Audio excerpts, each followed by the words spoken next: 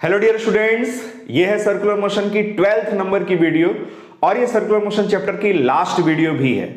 आज की इस वीडियो में, जो कि एक प्योरली न्यूमेरिकल वीडियो है, हम अलग अलग बुक्स से और डिफरेंट कॉम्पिटिटिव एग्जाम्स के कुछ बहुत ही बेहतरीन क्वेश्चन सॉल्व करेंगे। तो एक पेन कॉपी लेके बैठना और पूरे कॉन्सेंट्रेशन के साथ जब आप एक बार में इस वीडियो को शुरू से लेके लास्ट तक देखोगे तो ही आपको मैक्सिमम बेनिफिट होगा। So let us start with question number 1। धीरे धीरे पढ़ेंगे, प्यार से पढ़ेंगे, बट जो भी पढ़ेंगे सॉलिड पढ़ेंगे। पहला क्वेश्चन क्या है, पहले क्वेश्चन आपको समझाते हैं, फिर आपकी मर्जी, आप चाहे तो वीडियो को पॉज करके खुद से भी इस क्वेश्चन को सॉल्व करने की कोशिश कर सकते हो। ये एक स्मूथ ट्रैक है। कैसा ट्रैक है? स्मूथ, यानी अगर म्यू की वैल्यू दी जाए तो क्या होगी? म्यू की वैल्यू 0। इस ट्रैक का जो ये वाला एंड है, ये वाला पोर्शन है, उसको सर्कुलर ट्रैक के फॉर्म में मुड़ा गया है। मतलब ये ऐसे आया और ऐसे यूं मुड़ गया, समझ गए? और परफेक्टली कैसा है? स्मूथ। इस ट्रैक पर से m मास के एक ऑब्जेक्ट को ऐसे छोड़ा जाता है। छोड़ा जाता है means u equals to what? 0। फेंका नहीं जाता, छोड़ा जाता है। छोड़ा जाता है जब भी ऐसा वर्ड यूज किया जाए, released from that particular point. इसका मतलब अगर कहीं कभी काइनेटिक एनर्जी लेनी पड़ी तो काइनेटिक एनर्जी की वैल्यू क्या लेंगे? 0। तो सोचो जरा क्या होगा, ये ऐसे स्लाइड करेगा, सरकेगा, यहां तक पहुंचेगा, यहां तक पहुंचते हुए इसकी अच्छी खासी स्पीड पकड़ लेगा। यहां पे इसके पास कितनी स्पीड गेन होती है उस पर डिपेंड करता है कि इसका मोशन कैसा होगा। वर्टिकल सर्कुलर मोशन में हम लोगों ने 5 केसेस पढ़े थे कि यहां पे इस बॉटम वाले पोजीशन में जब इसकी वेलोसिटी √/2rg से कम होती है तो ऑस्किलेटरी मोशन करता है। जब इसकी स्पीड एग्जैक्टली √/2rg के इक्वल होती है तब भी ये ऑस्किलेटरी मोशन करता है, but complete lower half circle में। केस नंबर 3 बहुत ही इंपॉर्टेंट और बहुत ही इंटरेस्टिंग केस, जब यहां पे इसकी स्पीड √/2rg से ज्यादा लेकिन √/5rg से कम होती है तो पहले इसका मोशन सर्कुलर मोशन होता है, बट यहां कहीं इसका नॉर्मल रिएक्शन 0 हो जाएगा। स्ट्रिंग के केस में टेंशन 0 हो जाएगा। उसके बाद ये इस ट्रैक को छोड़ देगा और अब इसका मोशन प्रोजेक्टाइल मोशन होगा। केस नंबर 4, जब यहां पे इसकी स्पीड एग्जैक्टली √/5rg के इक्वल होती है तो फिर क्या होता है, यहां पे इसकी स्पीड √/rg बचती है, जिसको कि क्रिटिकल स्पीड बोलते हैं। और इस केस में ये सर्कुलर ट्रैक को कंप्लीट भर कर पाता है और टॉप मोस्ट पॉइंट पे नॉर्मल रिएक्शन इस केस में 0 होगा और स्ट्रिंग के केस में टेंशन 0 होगा। और इसके सर्कुलर मोशन के लिए necessary centripetal force top most point पे mg से मिलता है। केस नंबर 5, जब यहां पे स्पीड √/5rg से ज्यादा होगी तो क्या होगा? तब ये आराम से सर्कुलर ट्रैक को कंप्लीट करेगा। स्ट्रिंग के केस में टेंशन भी होगा टॉप मोस्ट पॉइंट पर, इस केस में नॉर्मल रिएक्शन भी होगा। और वही इस पर्टिकुलर क्वेश्चन में पूछा जा रहा है कि जब ये ऑब्जेक्ट यहां पहुंचेगा तो यहां पे नॉर्मल रिएक्शन की वैल्यू आप कैलकुलेट करके बता दो। ऑप्शन है इसके 5 mg, option B 4 mg, option C 6 mg और ऑप्शन डी 10 mg। तो चाहे तो वीडियो को पॉज करके आप खुद से भी सॉल्व करने की कोशिश कर सकते हैं। क्वेश्चन क्या है कि इसको यहां से छोड़ा जाता है, ये हाइट क्वेश्चन में गिवन है 5r, और इसको छोड़ने पे जब ये यहां पहुंचेगा तो यहां पे क्या बताना है? Normal reaction. कैसे सॉल्व करेंगे? नॉर्मल रिएक्शन निकालने के लिए हमें पहले यहां पे स्पीड पता करनी होगी। स्पीड कैसे पता करते हैं इस तरह के क्वेश्चन में? हमेशा एनर्जी कंजर्वेशन प्रिंसिपल से। तो मान लेते हैं इसको पॉइंट A और इसको मान लेते हैं पॉइंट B और लगाते हैं एनर्जी कंजर्वेशन प्रिंसिपल का फंडा, EA is equals to what? EB।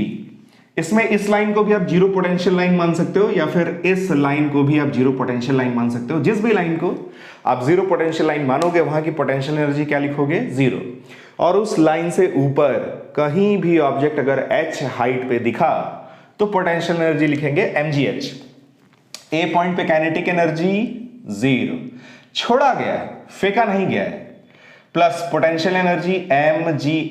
h की जगह कितना होगा? इस 5r में से ये हाइट कितनी होगी? ये हाइट होगी 2r के इक्वल। डायमीटर तो 5r में से हमने 2r माइनस कर दिया तो ऊपर कितना बचा? 3r is equals to B point पे kinetic energy half mv², potential energy 0। कुछ कटेगा, m से m निपट गया, v² की वैल्यू आएगी 6rg, यहां से v की वैल्यू आ जाएगी √/6rg। देखो यहां पे वेलोसिटी √/rg से ज्यादा है ना, क्रिटिकल स्पीड से ज्यादा है, इसलिए यहां पे हमें नॉर्मल रिएक्शन भी मिल रहा है। अब नॉर्मल रिएक्शन निकालने के लिए क्या करेंगे, यहां पे बनाएंगे free body diagram. Free body diagram में एक लगेगा mg, वर्टिकल सर्कुलर मोशन में जो सेंट्रीफ्यूगल फोर्स लगता है उसी की वजह से ये जो ब्लॉक है वो इस सरफेस को ऐसे प्रेस करेगा तो ऊपर से इसको नॉर्मल रिएक्शन भी मिलेगा। वो नॉर्मल रिएक्शन और mg दोनों वर्टिकली डाउनवर्ड होंगे और दोनों मिलकर इसके सर्कुलर मोशन के लिए नेसेसरी सेंट्रीपिटल फोर्स प्रोवाइड करेंगे। तो क्या लिखेंगे, Fc is equals to m into AC, force is equals to mass times acceleration. Force की value n plus mg is equals to m, AC की जगह v square by r, n plus mg is equals to m, v square की value ये रही 6rg divided by r, r से r निपट गया, 6mg minus mg, finally n की value आ जाएगी 5mg। कौन सा ऑप्शन सही होगा, ऑप्शन ए। तो आई होप आपको पहला क्वेश्चन समझ में आया होगा। देखो फिजिक्स के किसी भी क्वेश्चन का सबसे पहले एनालिसिस किया जाता है। अभी आप एग्जामिनेशन हॉल में तो नहीं बैठे हो ना, अभी तो आप घर पे आराम से वीडियो देख रहे हो, क्वेश्चंस की प्रैक्टिस कर रहे हो, क्वेश्चन की वैरायटी देख रहे हो। तो जब भी कोई क्वेश्चन मिले ऐसा नहीं करना चाहिए कि अपनी थिंकिंग को लिमिटेड करके सिर्फ क्वेश्चन में जितना पूछा गया है हम उतना ही बताएं और बस आप भी खुश, टीचर भी खुश, आंसर आ गया, कहानी खत्म। ऐसा नहीं करना चाहिए। हमें किसी भी क्वेश्चन का डीप में एनालिसिस करना चाहिए, उसके भीतर डूब के और सोचना चाहिए कि इसमें और क्या क्या पॉसिबिलिटीज हो सकती हैं और कैसे कैसे इसमें वेरिएशंस बन सकते हैं और क्या क्या इसमें दिया जा सकता है और क्या क्या इसमें पूछा जा सकता है। तो थोड़े से इसके वेरिएशन के बारे में सोचते हैं। सोचो जरा, पहला वेरिएशन क्या हो सकता है कि ये जो सरफेस हमें दिख रहा है, ये सरफेस ऐसे ना हो कि ऐसे हो, ऐसे हो, ऐसे हो या ऐसे हो। अगर इंक्लाइंड सरफेस होगा तो कहीं से भी हम ऑब्जेक्ट को छोड़ेंगे तो वो नीचे स्लाइड करेगा वेट के एक कंपोनेंट की वजह से। लेकिन अगर सरफेस हॉरिजॉन्टल होगा तो छोड़ने पे स्लाइड नहीं करेगा, तब इसे वेलोसिटी देनी पड़ेगी। तो वेलोसिटी आप दो चाहे इसे छोड़ो, अल्टीमेटली ये पहुंचेगा कहां, यहां पे। और यहां पे जो भी वेलोसिटी इसके पास बचेगी उसी पे डिपेंड करेगा कि अब इसका सबसिक्वेंट मोशन कैसा होगा। और उसमें जो 5 केस है उन्हीं में से कोई एक केस बनेगा और डिपेंडिंग अपॉन दैट केस उसमें से चीजें पूछी जा सकती हैं। दूसरी चीज क्या हो सकती है कि जहां से हम इसको छोड़ रहे हैं इस हाइट को हम क्या करें, वेरी करें। इससे मैंने एक क्वेश्चन और आपको करवाया था पहले कि यहां पे रेडियस है इसकी कितनी, r। इस r का 2.5 गुना यानी यहां कहीं से 2.5 r से अगर ऑब्जेक्ट को छोड़ा जाए तो यहां पे जो वेलोसिटी इसके पास आती है ये होती है √5rg। तो क्या होगा इस केस में, इस वर्टिकल सर्कुलर ट्रैक को कंप्लीट भर कर पाएगा। यहां पे इसके पास जो वेलोसिटी बचेगी वो √rg होगी। यहां पे नॉर्मल रिएक्शन 0 होगा और स्ट्रिंग के केस में यहां पे स्ट्रिंग में टेंशन की वैल्यू 0 होगी। सोचो जरा, अगर इस हाइट से कम किसी पर्टिकुलर हाइट से इस ऑब्जेक्ट को छोड़ा जाए तो यहां पे भी जो वेलोसिटी है, अगर हाइट आप कम करोगे इट मींस पोटेंशियल एनर्जी आपने कम कर दी। जब ये यहां से यहां पहुंचेगा पूरी पोटेंशियल एनर्जी काइनेटिक एनर्जी में कन्वर्ट होगी। तो इस केस की अपेक्षा जब आपने पोटेंशियल एनर्जी कम कर दी तो यहां पे काइनेटिक एनर्जी भी कम बचेगी। काइनेटिक एनर्जी कम बचने का मतलब स्पीड भी कम हो जाएगी। तो यहां अगर स्पीड √5rg से कम हो जाएगी और सपोज √2rg से ज्यादा रहती है तो फिर ये बनेगा केस नंबर 3 और यहां कहीं इसका जो कांटेक्ट है वो इस सरफेस के साथ में छूट जाएगा। तो उसमें पूछा जा सकता है कि वर्टिकल से आप ये एंगल बताओ जिस पर्टिकुलर एंगल पे ऐसा होगा। उसके लिए भी मैंने आपको एक शॉर्ट ट्रिक बताया था। चलो एक क्वेश्चन कराई देते हैं। क्वेश्चन करोगे, देखोगे तभी समझ आएगा कि इसमें और क्या क्या वेरिएशंस पॉसिबल हो सकते हैं। देखो सपोज ऐसा क्वेश्चन आ गया, सेम ऐसा ही ट्रैक है। ऐसा ट्रैक देखते ही उछल पड़ोगे, कह रहे तो क्वेश्चन किया हुआ है हम लोगों ने, बट ध्यान से क्वेश्चन पढ़ोगे तो मालूम चलेगा कह रहे तो डिफरेंट क्वेश्चन है। ये है रेडियस r, यहां हमने सपोज 2r की हाइट से किसी ऑब्जेक्ट को रिलीज किया।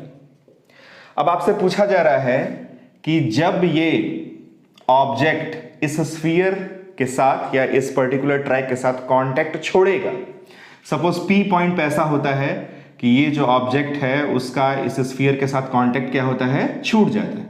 तो पूछ रहा है इस OA की जो वर्टिकल लाइन है इससे आप ये एंगल बता दो कैलकुलेट करके। क्या बता दो, एंगल बता दो। तो सबसे पहले हमें क्या करना चाहिए इस पर्टिकुलर क्वेश्चन में, इस पॉइंट को अगर A माना जाए और इस पॉइंट को B माना जाए तो हमें सबसे पहले ये कैलकुलेट करना चाहिए कि B पॉइंट पे इसकी स्पीड कितनी आएगी। पक्का है ये तो जरूर होगा कि v की जो स्पीड आएगी वो √2rg से ज्यादा होगी लेकिन √5rg से कम होगी, तभी तो ऐसा केस बनेगा। तो अगर यहां पे वेलोसिटी हम कैलकुलेट करें तो कैसे कैलकुलेट करेंगे, EA is equals to what, EB से। हाँ, ए पॉइंट पे kinetic energy 0, potential energy mgh की जगह 2r is equals to B point पे kinetic energy half mv², potential energy की वैल्यू 0, m से m कैंसिल, v² की वैल्यू आएगी 4rg, यहां से v की वैल्यू आएगी √4rg, जो कि केस नंबर 3 को बिलोंग करता है। जब मैंने ये सारे केसेस पढ़ाए थे तो मैंने बहुत जोर देके बताया था कि आपको सारे केस वर्टिकल सर्कुलर मोशन के एकदम क्लियर होने चाहिए, तभी आप एग्जाम में क्वेश्चन को इजीली सॉल्व कर पाओगे और कम टाइम में सॉल्व कर पाओगे। फिर मैंने इसमें क्या ट्रिक दिया था कि अगर यहां पे वेलोसिटी √nrg हो तो जिस पर्टिकुलर एंगल पर इसका कांटेक्ट छूटता है उसके लिए मैंने एक फॉर्मूला दिया था cos θ is equals to n-2/3। याद आ रहा है? अगर आप सीधे मेरी वीडियो देख रहे हो ऐसे और मेरी पहले की वीडियोस आपने नहीं देखी तो जाके सर्कुलर मोशन में ये वाला जो चैप्टर है, मतलब ये वाला जिस टॉपिक पे मैंने ये वीडियो बनाई है सर्कुलर मोशन में, उस वीडियो को आप देखिए। उसमें मैंने बहुत एक से एक क्लासिक एग्जांपल्स दिए हैं और एक से एक ट्रिक्स बताई हैं जिससे आप बहुत इजीली इस तरह के क्वेश्चन को सॉल्व कर सकते हैं जो शायद आपको कहीं और नहीं मिलेगा, किसी भी प्लेटफॉर्म पे, किसी भी चैनल पे चले जाना। तो cos θ इज इक्वल्स टू यहां पे n की वैल्यू क्या होगी, n की वैल्यू क्या होगी 4, तो 4 - 2/3 यानी आएगा 2/3, यानी थीटा की वैल्यू कितनी होगी, थीटा की वैल्यू आएगी cos इनवर्स 2/3। समझ गए?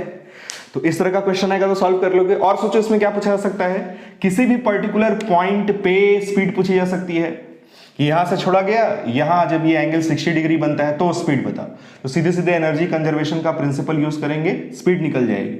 हो सकता है ये पर्टिकुलर हाइट पूछ ली जाए आपसे, ये किस पर्टिकुलर हाइट पे इसकी स्पीड इतनी होगी, या फिर अगर यहां पे स्पीड 0 हो जाती है तो किस पर्टिकुलर हाइट पे उसकी स्पीड 0 होगी, ये भी पूछा जा सकता है।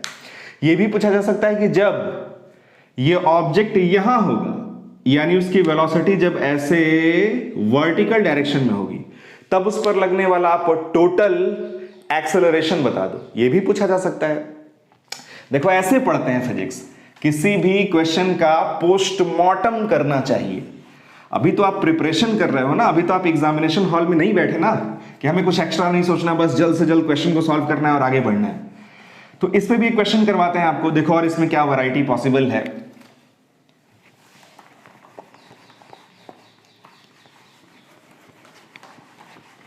देखो सपोज ऐसा क्वेश्चन आ गया, फिर से ऐसा ही सर्कुलर ट्रैक है, देखते आप खुश हो गए, करिए तो क्वेश्चन हम लोगों ने कर रखा है बट पढ़ा तो पता चला कि ये नया क्वेश्चन आ गया।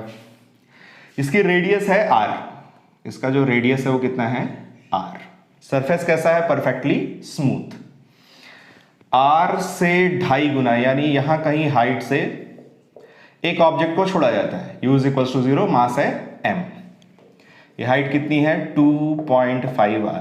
ये वाला केस वैसे याद रहना चाहिए। कुछ कुछ क्वेश्चंस या किसी किसी क्वेश्चन में जो स्पेशल हमें रिजल्ट्स मिलते हैं वो हमें याद रखना चाहिए। अगर आपको वो याद रहता है तो एग्जाम में अगर उससे रिलेटेड कोई दूसरा क्वेश्चन आता है तो आपका टाइम डेफिनेटली बचेगा।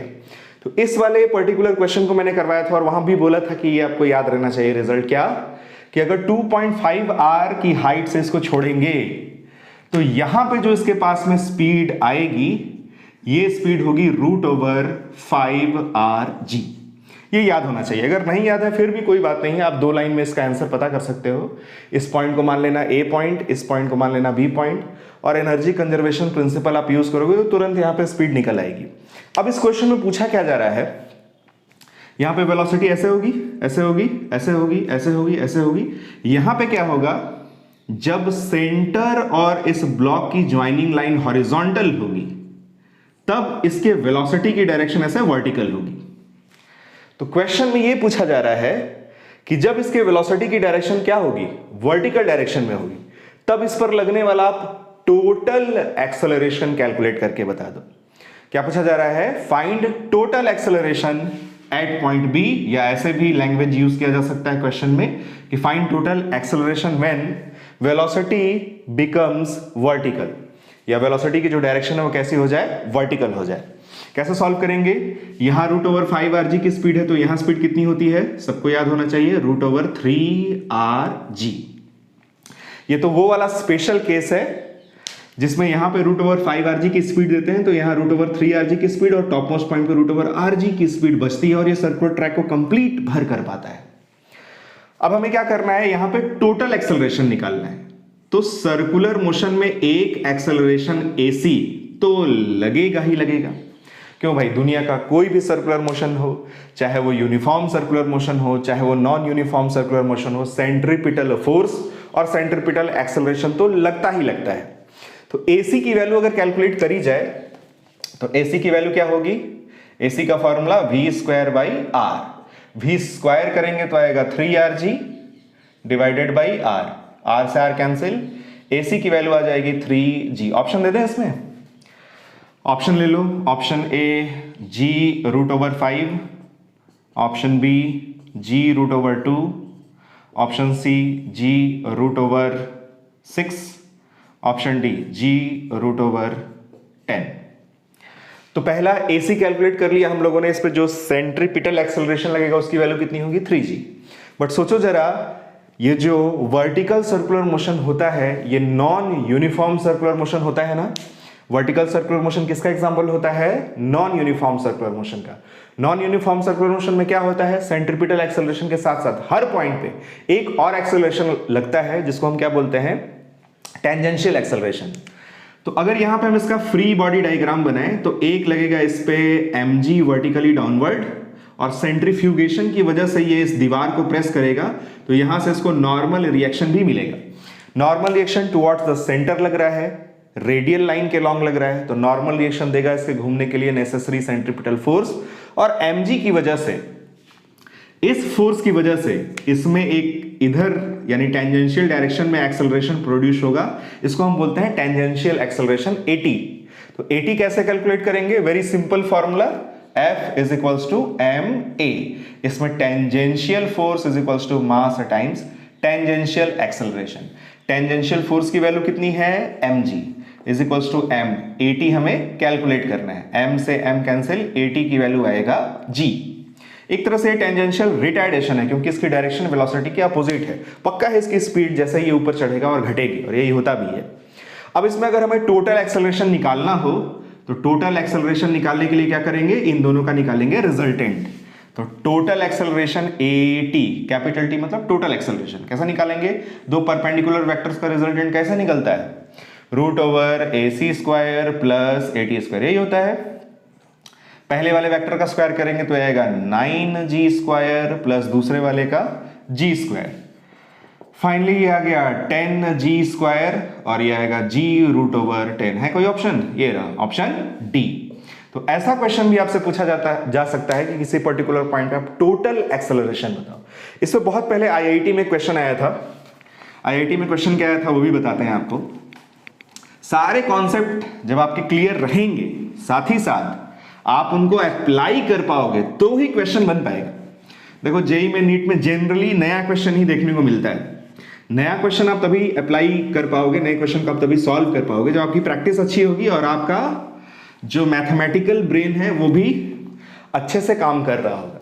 देखो IIT वालों ने क्या एक सवाल बनाया, ये ले लिया एक सिंपल पेंडुलम, सपोज ये एंगल थीटा है, फिर इन्होंने 4 फिगर दे दिए ऐसे, किसको यहां से ऐसे छोड़ा जाता है। हमें क्या करना था इस क्वेश्चन में, इस पे नेट एक्सेलरेशन कि उन्होंने 4 डायरेक्शंस बनाई थी और हमें बताना था कि इसमें नेट एक्सेलरेशन किस डायरेक्शन में लगेगा। पहला एक्सेलरेशन की डायरेक्शन कुछ ऐसे थी, दूसरे एक्सेलरेशन की डायरेक्शन कुछ ऐसे थी। ये टोटल एक्सेलरेशन है या फिर नेट एक्सेलरेशन है। तीसरे में एक्सेलरेशन की डायरेक्शन कुछ ऐसे थी और चौथे में इस डायरेक्शन में थी। देख लेना, वैसे मुझे पूरी तरीके से याद नहीं आ रहा है, बट इसी तरह के ऑप्शंस थे उसमें। अब इसमें हमें क्या करना है कि अगर किसी भी सिंपल पेंडुलम के इस बॉब को ऐसे खींचकर छोड़ दें तो यहां पे एनालाइज करके बताना है कि इस पे टोटल एक्सेलरेशन की डायरेक्शन किधर होगी। तो देखो इसको कैसे सॉल्व करेंगे। आपने बॉल को वर्टिकल से थीटा डिग्री के एंगल पे ले जाकर के ऐसा छोड़ा। अब यहां पे इस पे किस किस डायरेक्शन में कौन कौन सा एक्सेलरेशन लगेगा वो मालूम चलेगा कैसे, इसका फ्री बॉडी डायग्राम बनाने से। फ्री बॉडी डायग्राम का दामन कभी नहीं छोड़ना चाहिए, हमेशा हर क्वेश्चन में, खासतौर पर मैकेनिक्स के क्वेश्चन में फोर्स जरूर एनालाइज करना चाहिए। तो यहां पे अगर हम इसका फ्री बॉडी डायग्राम बनाएं तो फ्री बॉडी डायग्राम बनाने में भी मैंने आपको सिखाया था कि इसमें दो तरीके से लोग फ्री बॉडी डायग्राम बनाते हैं, एक सही होता है, गलत होता है।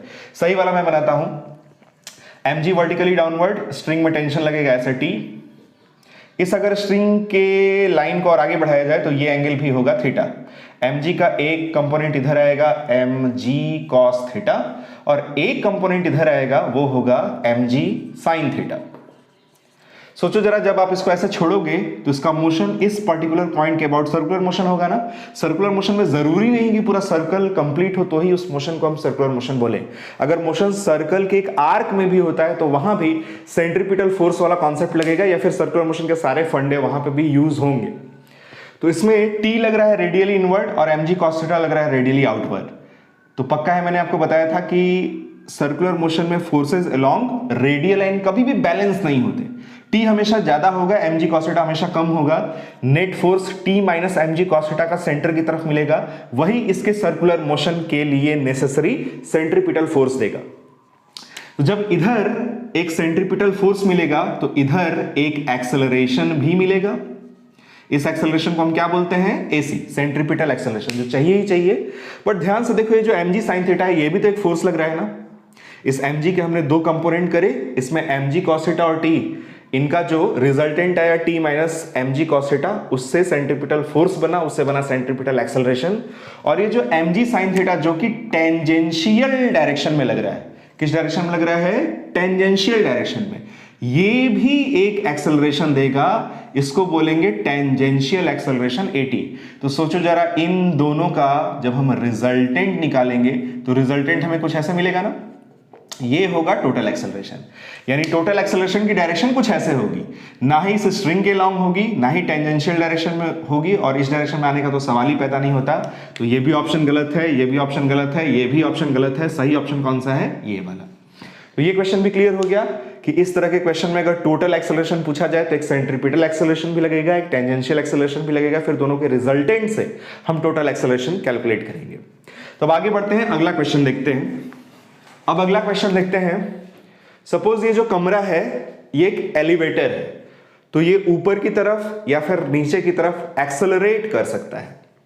अब अगर इस एलिवेटर की एक दीवार में ऐसे कील ठोक के एक स्ट्रिंग से एक बॉल कनेक्ट कर दिया जाए, तो अगर ये एलिवेटर रेस्ट स्टेट में होगा तो इसे अगर हम √5rg की स्पीड देंगे तब ये इस वर्टिकल सर्किल को कंप्लीट करेगा।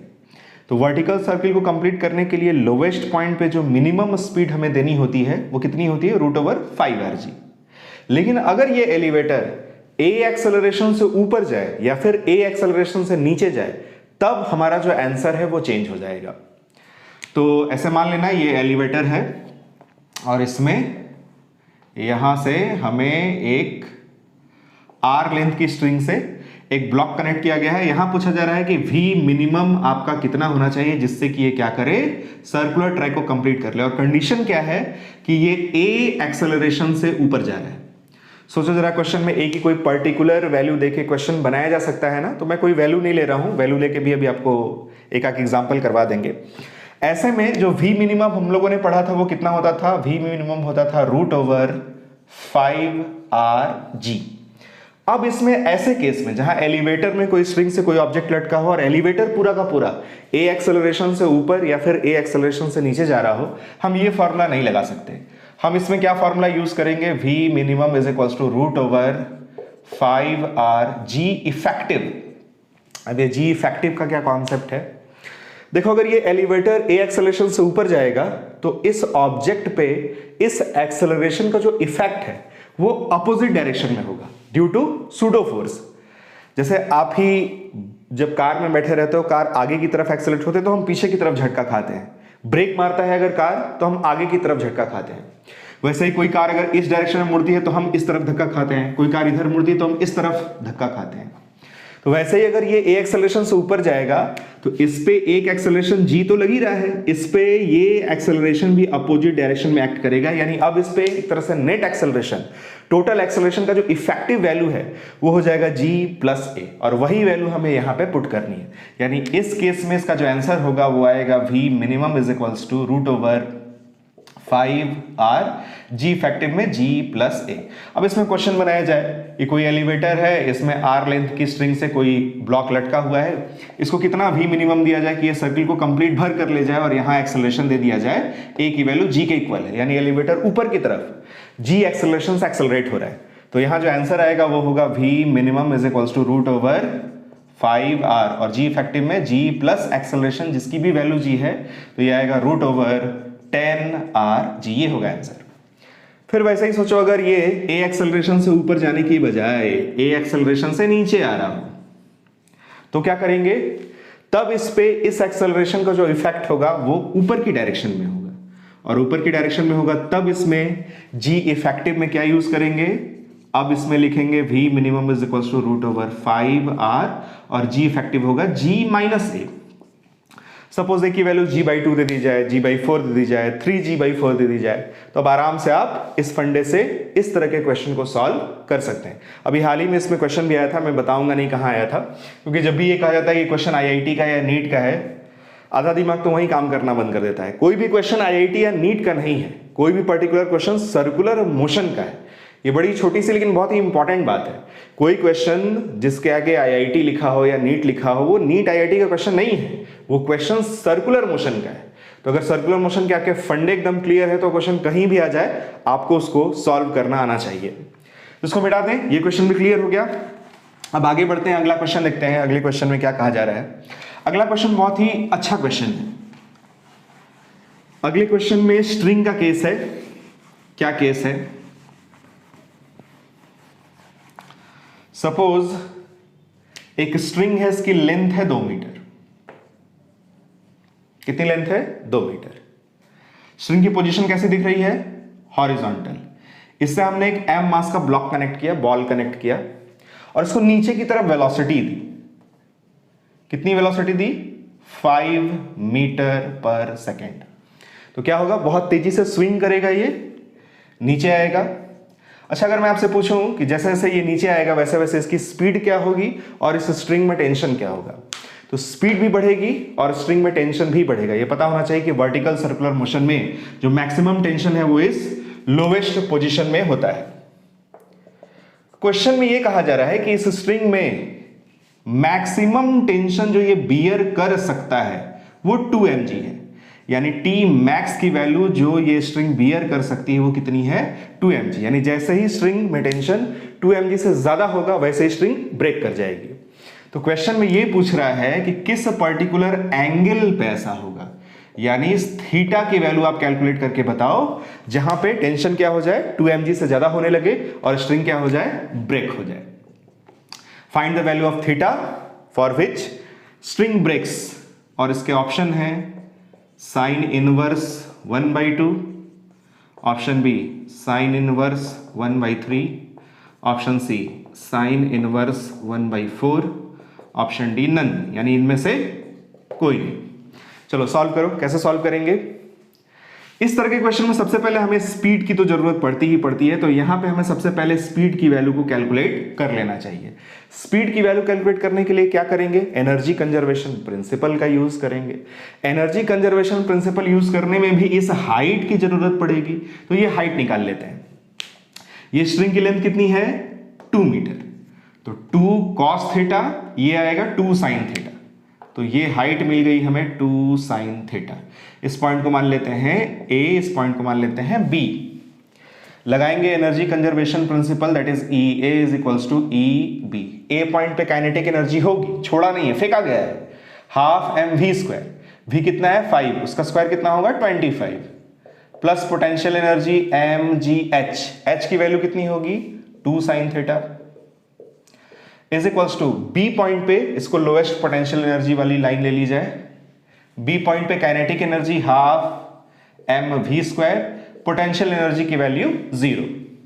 कुछ कैंसिल होगा, m m m निपट गया। 2 से भी मल्टीप्लाई कर देते हैं।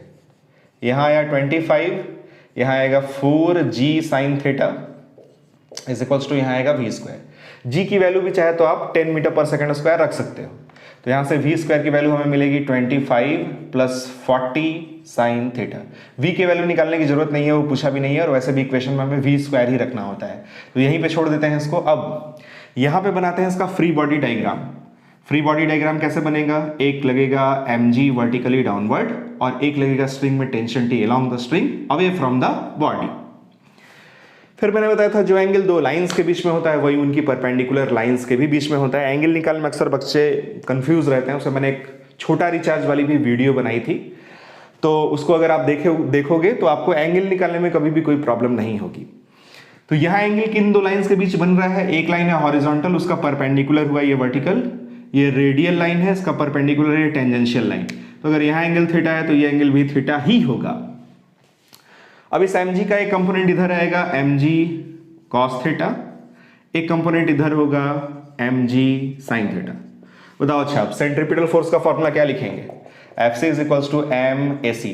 Fc क्या होगा, T minus mg sin theta is equals to M AC की जगह v square by R। T की वैल्यू अब सोचो जरा, जैसे जैसे ये ऑब्जेक्ट नीचे आएगा, यहां से भी आप देख सकते हो, अगर इस पोर्शन को आप उधर भेज दो तो T की वैल्यू हमें मिलेगी mg sin theta plus mv square by R। जैसे जैसे ये नीचे आएगा इसकी पोटेंशियल एनर्जी घटेगी और काइनेटिक एनर्जी बढ़ेगी, दैट मीन्स स्पीड बढ़ेगी। स्पीड बढ़ेगा तो ये जो पोर्शन है इसकी वैल्यू क्या होगी, बढ़ेगी। जैसे जैसे ये ऑब्जेक्ट नीचे आएगा वैसे वैसे इस थीटा की वैल्यू भी क्या होगी, बढ़ेगी। थीटा की वैल्यू बढ़ने पे साइन थीटा की वैल्यू भी बढ़ती है। पहले थीटा 0 डिग्री होगा, फिर 10 डिग्री, 15 डिग्री, 30 डिग्री, 45 डिग्री, तो थीटा की वैल्यू बढ़ेगी तो साइन थीटा की वैल्यू बढ़ेगी, यानी ये पोर्शन भी इंक्रीज होगा, यानी टेंशन इंक्रीज होगा। तो टेंशन बढ़ते बढ़ते जब 2 mg तक पहुंच जाएगा, उसी पर्टिकुलर एंगल को हमें कैलकुलेट करके बताना है जहां पे स्ट्रिंग ब्रेक कर जाएगी। तो जब T पहुंच जाएगा बढ़ते बढ़ते कहां, T max which is what 2 mg, तो मान लेते हैं थीटा बढ़ते बढ़ते थीटा नॉट हो जाता है, और यही थीटा नॉट की वैल्यू हमें कैलकुलेट करके बतानी है। क्वेश्चन क्लियर हो रहा है? तो इसमें T की वैल्यू कितनी पुट कर दी जाए, T की वैल्यू कितनी पुट कर दी जाए, 2 mg minus mg sine theta naught is equals to m v square की वैल्यू ये रही 25 plus 40 sine theta divided by r की वैल्यू क्वेश्चन में गिवन है 2। इसमें कुछ कैंसिल होगा, m से m कैंसिल, g की वैल्यू भी पुट कर देते हैं और 2 को भी धर लेते आते हैं। तो ये होगा 20 इंटू 2 यानी कि 40 माइनस ये आया 2 से मल्टीप्लाई करेंगे तो 20 sine theta naught is equals to यहाँ भी थीटा नॉट होगा, इज इक्वल्स टू यहाँ आएगा 25 प्लस 40 साइन थीटा नॉट। अब इसमें इसको भेज देते हैं उधर, इसको ले आते हैं इधर, 40 minus 25 that is 15 is equals to ये आएगा 60 साइन थीटा नॉट। यहां से साइन थीटा नॉट की वैल्यू मिलेगी 15 बाई 60 यानी 1/4। तो फाइनली यहां से थीटा नॉट की वैल्यू मिलेगी साइन इनवर्स 1/4। कोई है ऑप्शन, ये रहा ऑप्शन सी। तो ये क्वेश्चन भी क्लियर हो गया, वेरी गुड। अब आगे बढ़ते हैं, अगला क्वेश्चन देखते हैं। फिगर तो बना लिया मैंने, तो अब अगला क्वेश्चन देखते हैं। अगला क्वेश्चन क्या है, अगला क्वेश्चन एक बार फिर से वर्टिकल सर्कुलर मोशन का, बहुत ही अच्छा क्वेश्चन है। इसमें ये जो स्ट्रिंग है इसकी लेंथ 2 मीटर गिवन है, जो कि सर्कुलर ट्रैक की रेडियस भी होगी। इस पोजीशन में जब ये स्ट्रिंग वर्टिकल से कितना एंगल बनाती है 30 डिग्री का, तब हमें स्पीड कैलकुलेट करनी है। और क्वेश्चन में ये कह रहा है कि tension in the string is equal to 2.5 times weight, यानी इस पर्टिकुलर पोजीशन में स्ट्रिंग में जो टेंशन है वो वेट का 2.5 टाइम्स है, इसके भार का 2.5 गुना है। तो हमें क्या निकालना है, हमें निकालना है स्पीड। स्पीड ऐसा निकालने के लिए तो हम जनरली एनर्जी कंजर्वेशन प्रिंसिपल का यूज करते हैं, बट एनर्जी कंजर्वेशन का प्रिंसिपल तब यूज करते हैं जब हमें यह पता होता है कि इसे कहां से छोड़ा जा रहा है या कहां से फेंका जा रहा है। तो हमें एक पॉइंट ए और एक पॉइंट बी मिलता है और हम एनर्जी कंजर्वेशन यूज करते हैं, बट हमें यह नहीं पता कि ये कहां से आ रहा है, तो हम यहां एनर्जी कंजर्वेशन का प्रिंसिपल यूज नहीं कर पाएंगे।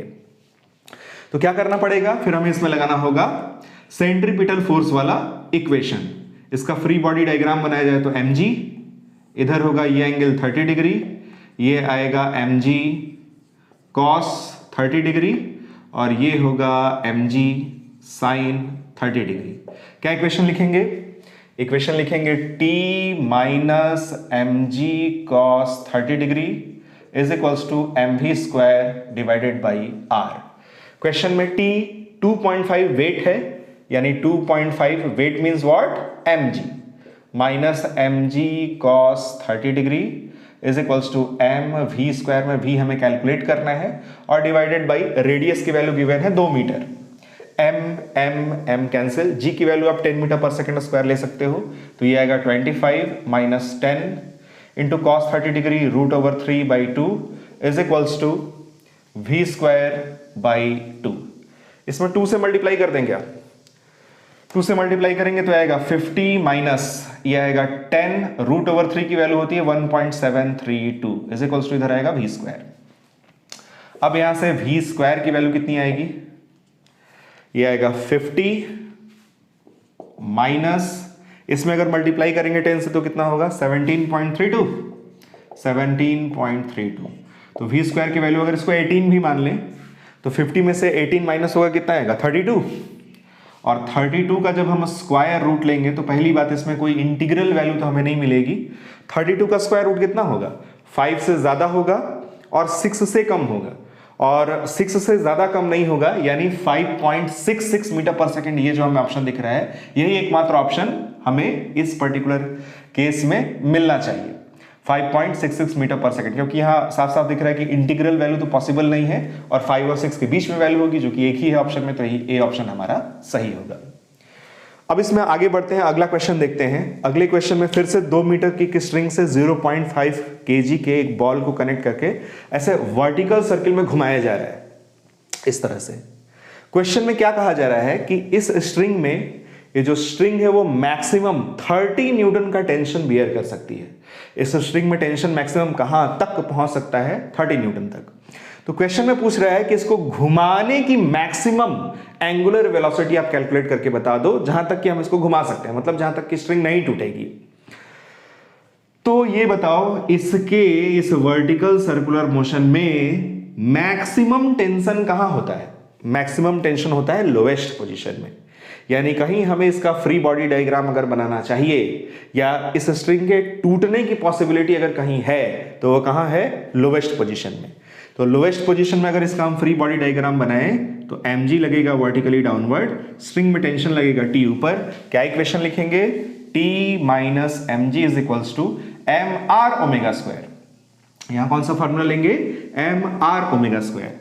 यहां से आप देखो t इज इक्वल्स टू हमें मिलेगा mg plus m are omega square. इसमें mg की ये जो वैल्यू है वो फिक्स होगी, m कांस्टेंट g कांस्टेंट, इसमें भी m कांस्टेंट r कांस्टेंट। सो यहां हम मैथमेटिकली इसको लिख सकते हैं कि tension is a function of omega. क्या लिख सकते हैं? Tension in the string is a function of omega. अगर आप ओमेगा की वैल्यू बढ़ाओगे तो टेंशन की वैल्यू भी क्या होगी? बढ़ेगी। तो ओमेगा की वैल्यू बढ़ाते बढ़ाते इतना बढ़ा दो कि टेंशन बढ़ते बढ़ते कहां तक पहुंच जाए? 30 न्यूटन तक। वही ओमेगा वो मैक्सिमम ओमेगा होगा ना, जहां तक सेफली आप इसको घुमा सकते हो। उसके बाद जैसे ही ओमेगा थोड़ा सा भी और बढ़ेगा, स्ट्रिंग में टेंशन 30 न्यूटन से ज्यादा होगा और स्ट्रिंग ब्रेक कर जाएगी।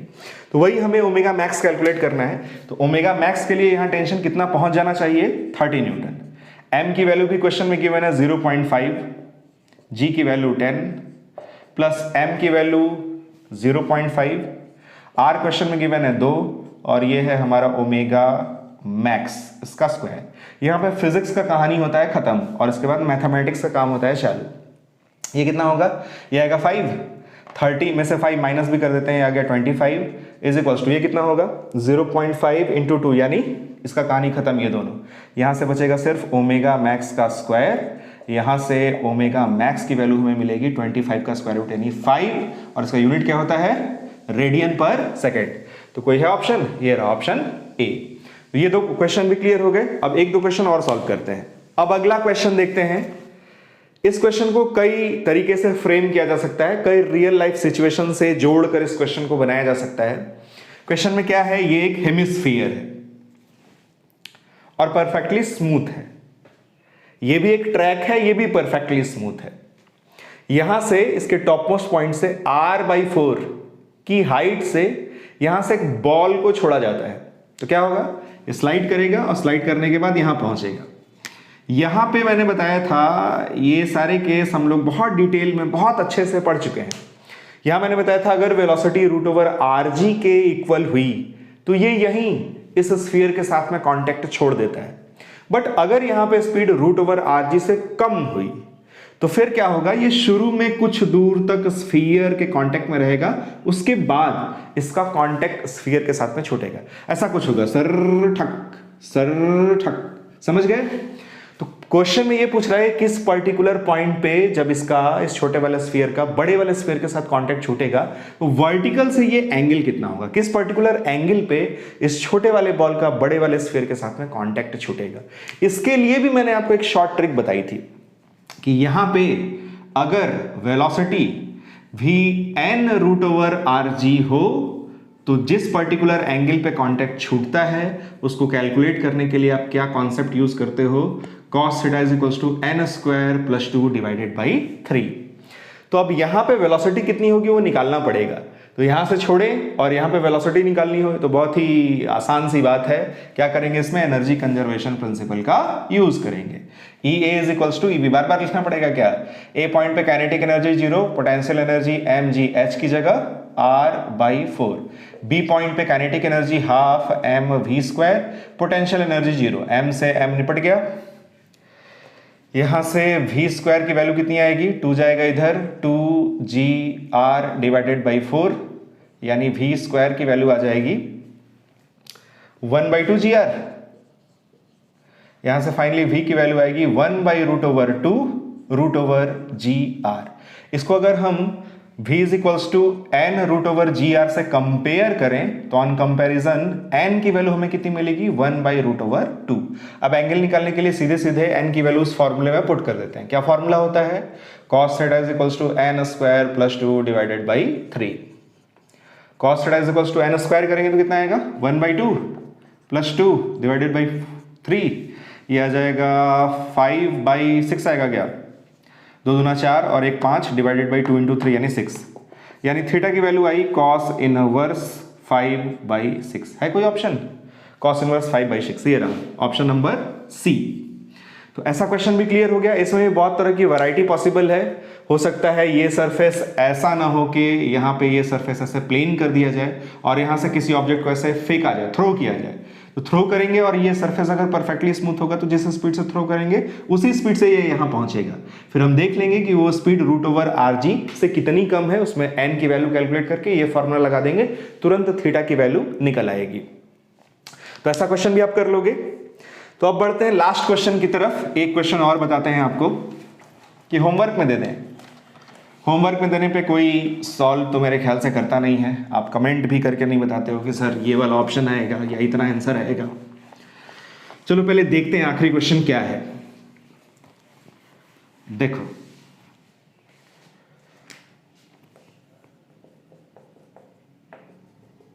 यह है पोजीशन बी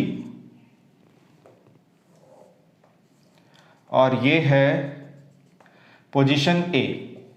ये एंगल है 60 डिग्री। छोड़ेंगे क्या होगा, स्विंग होगा। इस तरह के ढेरों क्वेश्चन हम लोगों ने करे हुए हैं। यहाँ पे स्पीड कितना होगा, यहाँ पे स्ट्रिंग में टेंशन कितना होगा, यहाँ पे टेंशन कितना होगा, बीच में कहीं स्पीड कितनी होगी, हाइट कितनी होगी, टेंशन कितना होगा, सारा कुछ हम लोग पढ़ चुके हैं। यहाँ क्वेश्चन में क्या कहा जा रहा है, इसको एक और फर्दर ऐसे हॉरिजॉन्टल स्ट्रिंग से ऐसे बैलेंस किया गया है। तब तो ये टिक जाएगा। यहाँ पे इस पोजीशन ए में स्ट्रिंग में टेंशन है T1। पोजीशन ए में स्ट्रिंग में टेंशन कितनी है, T1 इस वाले स्ट्रिंग में, और पोजीशन बी में स्ट्रिंग में टेंशन हो जाती है T2। We have to find the value of T1/T2, यानी T1 और T2 का हमें रेशियो बताना है। और इसका मास कितना है, इसका मास है m। क्वेश्चन क्लियर हो गया। क्वेश्चन में क्या गिवन है, ये फिगर गिवन है और कहा जा रहा है कि A पॉइंट पर अगर टेंशन T1 हो और B पॉइंट पे टेंशन T2। सोचो जरा, B पॉइंट पे पहुंचेगा कब, पहुंचेगा तब जब आप इस स्ट्रिंग को ब्रेक करोगे। तो क्वेश्चन में ये एक फिगर बना हुआ है। कहा जा रहा है कि इस पोजीशन में इस स्ट्रिंग में टेंशन है T1, फिर अगर इसको ब्रेक किया जाए, काटा जाए, तो ये स्विंग करते हुए यहाँ आएगा। जब ये यहाँ पहुंचता है तब स्ट्रिंग में टेंशन हो जाता है T2। तो हमें T1 डिवाइडेड बाई T2 की वैल्यू को कैलकुलेट करना है। क्वेश्चन क्लियर हो गया। कैसे सॉल्व करेंगे, इस पोजीशन में बनाते हैं इसका फ्री बॉडी डायग्राम। mg लगेगा वर्टिकली डाउनवर्ड, इस स्ट्रिंग में टेंशन लगेगा, इसको मान लिया जाए T2 या T डैश मान लेते हैं। और यहाँ एक स्ट्रिंग में टेंशन लगेगा जो क्वेश्चन के अकॉर्डिंग कितना है T1। ये एंगल 60 डिग्री है तो ये एंगल भी 60 डिग्री होगा। T1 का इस डायरेक्शन में कंपोनेंट T1 cos 60 डिग्री और इस डायरेक्शन में कंपोनेंट T1 sin 60 डिग्री। अगर ये इक्विलिब्रियम में है तो इस पे हॉरिजॉन्टल डायरेक्शन में और वर्टिकल डायरेक्शन में फोर्सेस बैलेंस होंगे। तो अगर इसका हॉरिजॉन्टल इक्विलिब्रियम देखें तो क्या लिखेंगे, T dash is equals to T1 sin 60, यानी T डैश की वैल्यू होगी T1 √3/2। एक तो ये आंसर मिलेगा हमें। दूसरा T1 cos 60 degree is equals to हमें मिलेगा mg। यहां से हमें T1 की वैल्यू मिलेगी cos 60 डिग्री 1/2, 2 इधर जाएगा, T1 की वैल्यू हमें मिल जाएगी 2mg। T1 मिल गया। अब हमने क्या किया, इस स्ट्रिंग को ऐसे काट दिया। काटने से क्या हुआ, ये स्विंग करता हुआ पहुंचेगा यहां। तो यहां पे टेंशन निकालने से पहले हमें क्या कैलकुलेट कर लेना चाहिए, स्पीड कैलकुलेट करने के लिए क्या करेंगे, इस पॉइंट को अगर ए पॉइंट माना जाए, इस पॉइंट को बी पॉइंट माना जाए तो लगाएंगे एनर्जी कंजर्वेशन प्रिंसिपल। उसके लिए हमें ये हाइट भी पता होनी चाहिए। ये हाइट आराम से आप निकाल सकते हो। अगर इस स्ट्रिंग की लेंथ को आर माने या एल मान लें तो ये पूरा आर है, ये आर, ये एंगल 60 डिग्री, ये आएगा आर cos 60 डिग्री, यहां से लेके यहां तक cos 60 डिग्री की वैल्यू 1/2, यानी ये आपका r/2 होगा। तो इस पूरे r में से अगर ये r/2 घटा दें तो कितना बचेगा, r/2 ही बचेगा। तो ये हाइट भी हमने निकाल ली। अब पहले स्पीड निकालते हैं। कैसे, EA is equals to EB वाले फंडे से। ए पॉइंट पे काइनेटिक एनर्जी 0, जैसे स्ट्रिंग को कट करोगे वहां से ये जो बॉल है वो चलना शुरू करेगा, काइनेटिक एनर्जी होगी 0, बट पोटेंशियल एनर्जी होगी mgh। h कितना है, r/2। बी पॉइंट पे kinetic energy half mv², potential energy becomes 0। तो कुछ कैंसिल होगा, 2 से 2 कैंसिल, m से m कैंसिल, v की वैल्यू आएगी √rg। v निकल गया। अब यहां पे बनाते हैं इसका free body diagram. mg vertically downward, string में टेंशन T ऊपर, क्या लिखेंगे equation, T minus mg is equals to mv² divided by r। T यहाँ पे T2 है, क्वेश्चन के अकॉर्डिंग यहाँ पे स्ट्रिंग में टेंशन कितना है, T2। तो T2 minus mg is equals to mv² करेंगे, स्क्वायर रूट हटेगा, यह आएगा rg डिवाइडेड बाई r, एक r से r भी कैंसिल, यहाँ आएगा mg और ये उधर जाएगा mg प्लस mg, T2 की वैल्यू आएगी 2mg। अरे ये तो बराबर आ गया। T1 की वैल्यू भी हम लोगों ने निकाली थी 2mg, T2 की वैल्यू भी हमने निकाली 2mg, इसलिए T1 रेशियो T2 जो इस क्वेश्चन में पूछा गया है वो कितना आएगा, 1:1। ये होगा इस क्वेश्चन का सही आंसर। तो यहाँ इतने सारे क्वेश्चन देख के आपको थोड़ी सर्कुलर मोशन की अंडरस्टैंडिंग और अच्छी हुई होगी। तो सर्कुलर मोशन चैप्टर में यहीं रहने देते हैं। क्वेश्चन अभी खत्म नहीं हुए, फिजिक्स में कभी भी कोई चैप्टर खत्म नहीं होता, चाहे तो एक महीना आपको सर्कुलर मोशन पढ़ाया जा सकता है, 50 वीडियो सिर्फ सर्कुलर मोशन पे बनाई जा सकती है, बट इतना मेरे ख्याल से अभी फिलहाल के लिए रहने देते हैं। अब अगले वीडियो से स्टार्ट करेंगे नया chapter which is rotational motion. फिर अगर सर्कुलर मोशन में और कोई आपका डाउट रह जाता है, आपको लगता है कि सर और न्यूमेरिकल्स आप बताइए, और क्वेश्चंस बताइए, तो आप कमेंट करके मुझे बताइएगा, फिर मैं उस पर विचार करूंगा कि और वीडियो बनानी है या नहीं बनानी। तो फिर मिलेंगे अगली वीडियो में, तब तक पढ़ते रहना।